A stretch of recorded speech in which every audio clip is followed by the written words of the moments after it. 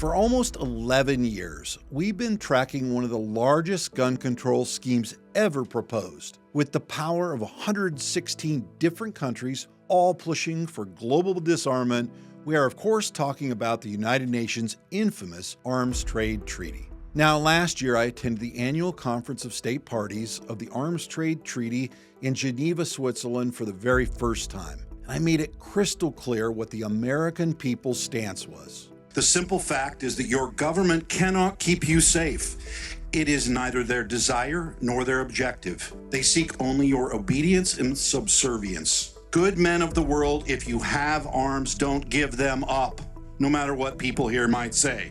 Jealously protect and defend your ability to resist. Their shock was immeasurable. It must have been the first time anyone in that room had actually stood up to them. Many were dismissive and some even laughed. From their perspective, we're just barbaric Americans whose constitutional rights are only a small blockade to their, quotes, progress. They think widespread authoritarian governments are unavoidable. And that's probably the reason why they feel arrogant enough to let us come to the conference. Well, suffice it to say that a lot has happened since then. And liberal bureaucracies like the UN are beginning to lose both their power and influence, certainly over the United States at the very least. So while we're gearing ourselves up for their 11th annual meeting in August, I wanted to tell you about every disturbing piece of dirty laundry we've uncovered in the past year alone. But before I get into specifics, we need your help to keep these provisions off our soil. You can do that by signing our petition to President Trump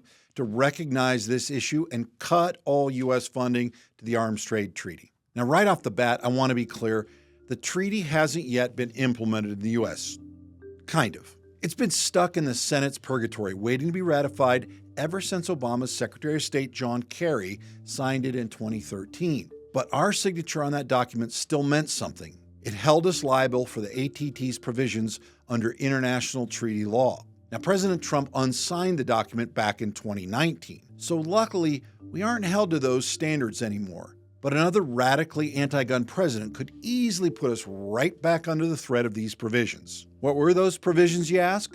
For starters, serious trade regulations. Now, this is a common tactic from the left. If you can't ban guns, then just make it a waste of time and money for manufacturers to sell to private citizens. And make it easy to sell to governments only. Alongside this, they want to promote transparency and international cooperation.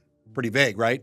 When they elaborate, they're calling for firearms transfer data to be shared between every nation. In other words, a global gun registry. Every time we've confronted them, they resort to gaslighting gun owners, saying, this is just about the trade of missiles and tanks and helicopters. It won't affect domestic policy.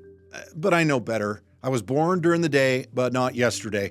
I've listened to their meetings and read their disarmament guides. The idea of civilian disarmament consumes them, and I won't stand for it. We've been trying to hit them where it hurts, their wallets. See, the United States is currently paying for roughly 21% of the ATT's entire budget. So it's only fair to assume that we're financing a slew of the UN's other gun control programs. There's just one issue, though.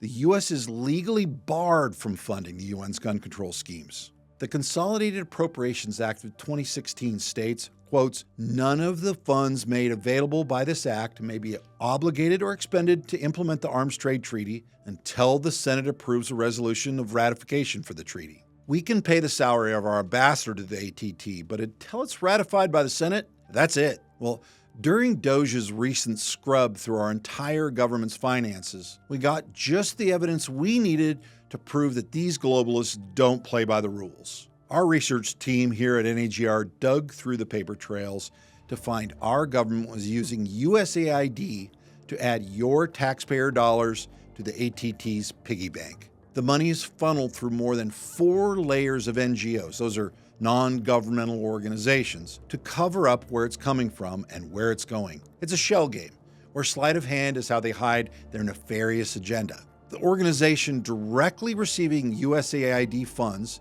is called Internews Network and is dependent on USAID for approximately 93.5% of its funding. Now, this works its way through 3 more organizations till finally it's passed down to Nonviolence International, the nonprofit funding component of the group Control Arms. And Control Arms is the group that is really driving the narrative at the Conference of State Parties for the ATT. If you try and donate on the Control Arms website, it immediately redirects you to the page for Nonviolence International. This is very illegal, and we made sure to sound the alarm. In April, I hand-delivered a letter to the White House itself to make sure this gross misuse of American taxpayer dollars would get sterilized alongside USAID. Those funds, which are now under the authority of the State Department, might have dried up for the ATT, but we won't know for sure until the string of organizations files their taxes for fiscal year 2025. But even if you set the funding aside, the bureaucrats of the U.S. have still done everything in their power to push the ATT. This is William Malzahn, the U.S.'s representative to the Arms Trade Treaty. Since the Senate has not ratified the treaty due to its anti-gun nature, our representative to the ATT would reflect that sentiment, right?